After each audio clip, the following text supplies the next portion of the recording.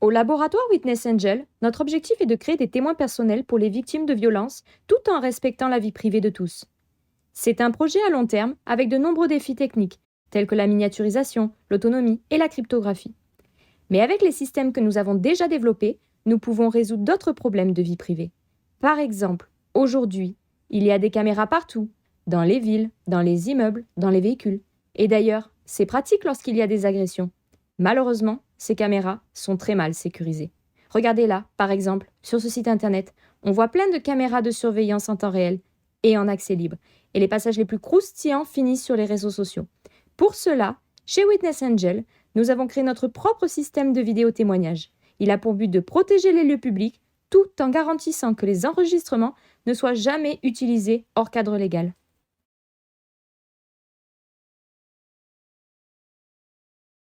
Nous allons maintenant voir ensemble comment notre système de vidéoprotection respecte la vie privée. Nous utilisons une caméra réseau. Jusque-là, rien d'anormal. Elle se situe ici, à côté de la caméra d'interphone.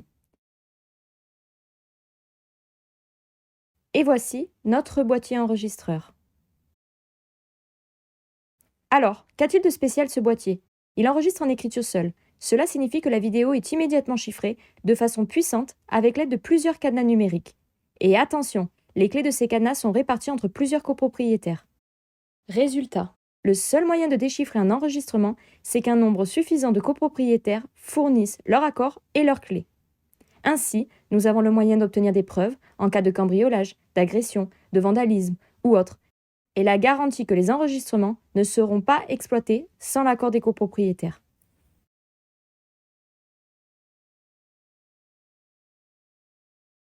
Maintenant, nous allons voir comment construire votre propre système de vidéo témoignage de copropriété, à partir de produits qui s'achètent facilement sur Internet. Bien entendu, vous retrouverez tous les détails dans la légende de la vidéo. Alors, en ce qui concerne le montage, il nous faut bien évidemment une caméra réseau compatible et son câble de données. Au niveau du boîtier enregistreur, on va utiliser un mini ordinateur appelé Raspberry Pi. On va brancher dessus une carte d'horloge très importante pour horodater les enregistrements. Puis on va installer un écran de papier numérique pour visualiser l'état du système. Enfin, on aura besoin d'une clé USB avec beaucoup de mémoire pour stocker les données. Et on connecte le tout.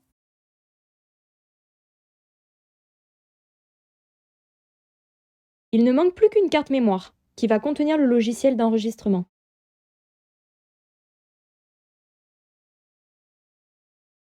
Maintenant que nous avons vu comment assembler le matériel de notre vidéo témoignage, il est temps d'installer la partie logicielle. Pour cela, vous avez deux possibilités. Soit vous installez tout le système depuis zéro, en suivant notre tutoriel écrit, soit alors vous pouvez utiliser une image système que nous fournissons, c'est-à-dire une copie entière de la carte mémoire, qui va contenir aussi bien le système d'exploitation Raspberry Pi que le programme d'enregistrement Witness Angel. Pour cela, on télécharge l'image système depuis le site officiel Witness Angel. Attention, elle fait plusieurs gigaoctets. Puis, il faut la décompresser et la graver sur la carte mémoire, aussi appelée carte SD. Nous utilisons pour cela un logiciel de gravure dédié. Et forcément, ça prend un peu de temps. Quand la carte mémoire est prête, il n'y a plus qu'à l'insérer dans le boîtier Raspberry Pi. Je l'ai connecté temporairement à un écran, une souris et un clavier, comme un vrai PC, pour pouvoir le configurer tranquillement. On démarre et ça marche. Nous avons ici l'interface du logiciel d'enregistrement Witness Angel qu'il nous faudra ensuite paramétrer.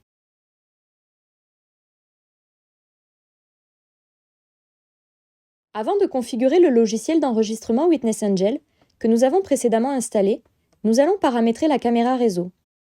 Chaque caméra est différente, et il faudra alors lire son manuel ou explorer son interface de configuration depuis un logiciel dédié ou un navigateur web, pour pouvoir la régler convenablement. Il s'agit d'abord de régler le flux vidéo, la qualité de l'image, le contraste et d'autres détails. Puis, nous allons régler l'adresse du serveur de référence pour l'horloge, afin que ce soit le boîtier Raspberry Pi qui donne la bonne heure. Enfin, nous allons donner une adresse réseau à la caméra, afin que le boîtier enregistreur puisse facilement s'y connecter. Après avoir terminé ces étapes, il n'y a plus qu'à redémarrer la caméra et à retourner du côté du boîtier enregistreur pour la dernière étape des préparatifs.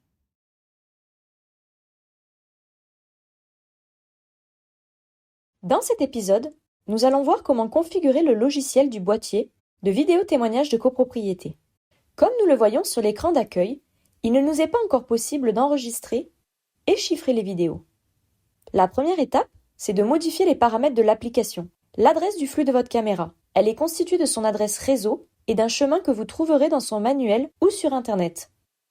Le seuil des gardiens de clés. Ils doivent donner leur accord pour déchiffrer les données. Pour une bonne sécurité, nous vous recommandons d'utiliser au minimum 3 gardiens.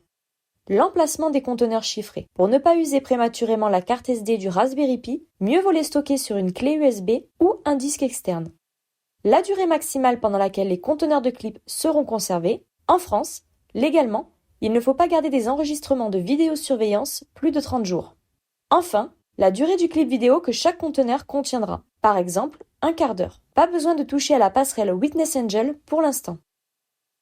Ensuite, vous devez aller dans la page des gardiens de clés pour importer les gardiens qui ont été choisis pour protéger les données. Pour cela, vous avez 2 possibilités.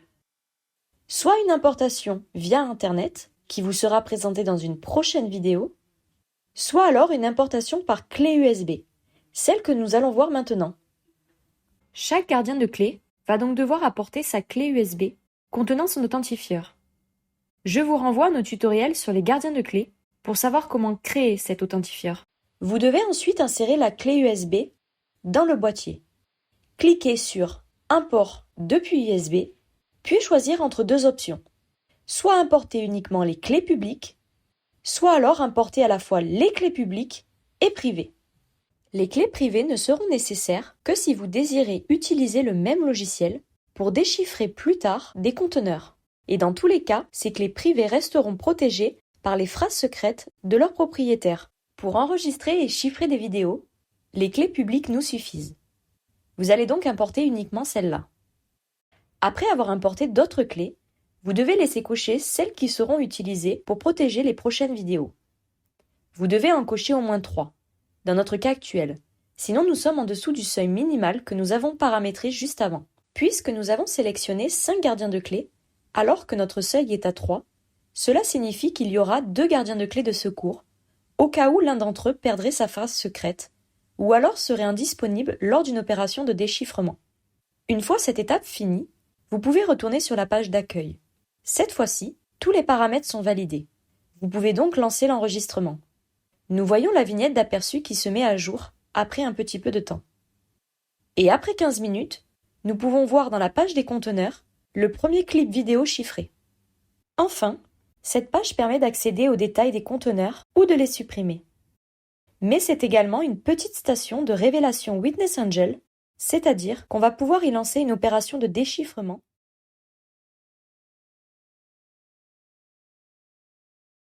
Jusqu'ici, nous avons vu le fonctionnement habituel de notre vidéo témoignage de copropriété quand tout se passe bien.